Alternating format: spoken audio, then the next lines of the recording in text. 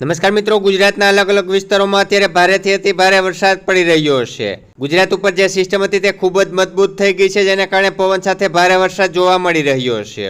ત્યારે મિત્રો જામનગરના L&T વેલવેસ પાસે હાઈવે ઉપર નદીઓની જેમ પાણી વહી રહ્યું હતું, એટલે કે જેમ ઘોડાપુર આવ્યું હોય તે રીતે પાણી જઈ રહ્યું હતું।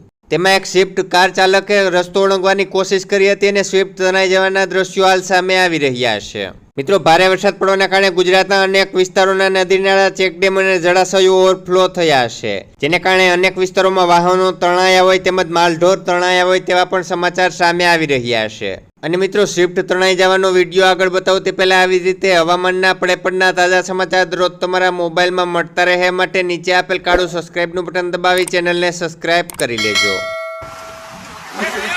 L&T વાલ્વની ઓફિસ આગળ બેર ટોલ નાકે સ્વિફ્ટ પરિવાર સાથે આ ફ્લોમાં નાખતા તણાઈ ગયેલ છે, જેને હાલ એમરજન્સી રેસ્ક્યુની જરૂર છે, જે ટોપ ઉપર ચડીને બેઠેલ છે।